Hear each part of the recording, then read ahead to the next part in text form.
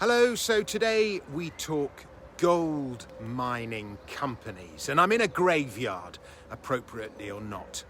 Now, look at what they do, not at what they say. And if you're seeking any kind of truth, that's a great maxim to live by, particularly when it comes to politicians and lovers, and indeed mining CEOs. And my advice today is to apply the maxim to me, because there is a marked divergence between what I say on the subject of gold mining companies and what I actually do. And we'll start with what I say. Now, if you talk to any grizzled gold bug who remembers the 1930s, and there must be one or two that were there at the time, and one or two more that have read about them. In the US, the story went as follows. After the stock market crash of 1929, the US sunk into an economic recession that became known as the Great Depression. In order to fund a government stimulus program, rather a well-known one, the president, Franklin D. Roosevelt, confiscated his citizens' gold. It became illegal for Americans to own gold. Like the loyal citizens they were, the Americans handed their gold in, and the authorities gave them dollars in exchange, at the official exchange rate of $20 an ounce, give or take. Roosevelt then devalued those dollars by 40%. The official price of gold would now be $35 an ounce. Some people moaned, many didn't even notice, but the cannier folk thought, we might not be able to own gold, but we can own gold mining companies. And their profit margins have just gone bananas. Homestake was the biggest gold miner in North America at the time, and its share price multiplied many times over. It became the investment of the decade. Now we fast forward to the 1970s, a decade which policymakers at the moment seem intent on reliving in some kind of Black Mirror parallel universe situation. Inflation was rampant in the 70s, money was debased, the gold standard was abandoned, and there was an energy crisis. The decade ended with Russia invading a neighbouring country, in this case Afghanistan. Gold went from $35 an ounce to, briefly, $850 an ounce over the course of the decade. It went up almost 20 times. But gold miners, they multiplied and multiplied and multiplied. Once again, they were the investment of the decade.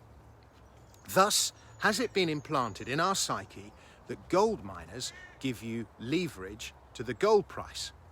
When gold goes up, gold miners go up by even more. Except they don't. And here we now present Exhibit A, which is the ratio between the HUI, the index of unhedged gold miners, and gold since the mid-1990s. The chart has been falling since late 2003. In other words, gold has been outperforming gold shares in all of that time. Apart from odd bouts of underperformance, this has been the case for more than 15 years now. Barrick, off and on the world's largest gold mining company, has had a good couple of years since it changed management. Even so, it is still trading at the same price it was in 2005. Gold was selling for less than $500 an ounce in 2005. It's nearly 2,000 now, 1930, something like that. In 2018, Barrick was trading at the same price it was in 2001. In 2001, gold was $250. In other words, what's been the point of owning gold miners when you could simply have owned gold? And some would argue, what is the point of gold when you can own Bitcoin? So how do you explain the underperformance of miners? The reason, in my view, aside from a proliferation of incompetence amongst management, is that starting in around 2003, when that chart peaked, we saw a plethora of different ways by which ordinary investors could buy and hold gold.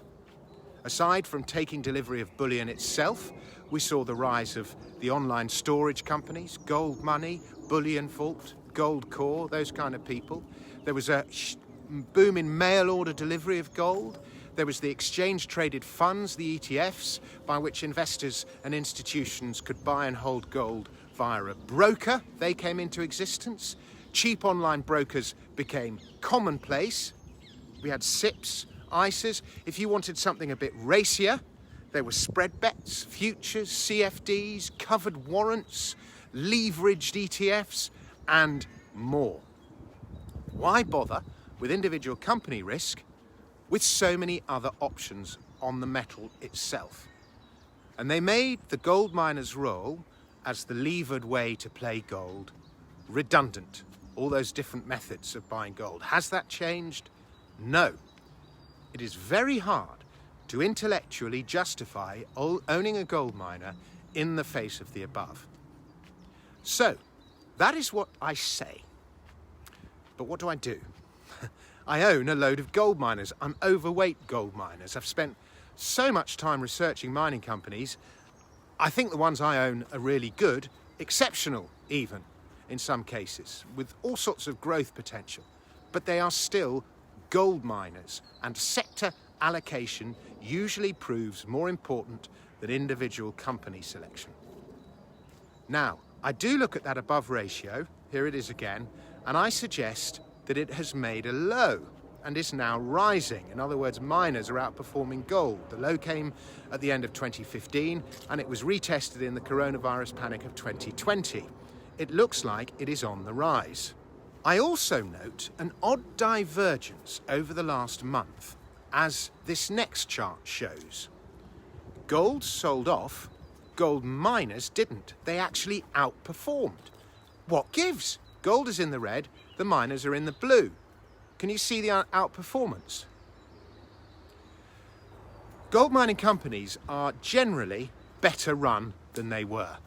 There are some real growth opportunities, but it is still a dirty, risky business, and a lot can go wrong. Practically and politically. Operationally, I should say, and politically. So what is the point? I don't know. But look at what I do, and not at what I say. And if you want to know what my biggest personal gold minings are, you can find out by subscribing to my special reports on Substack. My tips are doing really well at the moment. It feels like we're in a bull market, fairly early stages. It won't last forever. They never do. But it's fun at the moment. I'll put all the links on the page and so on. Thanks very much for subscribing, and I'll be back with another video very soon.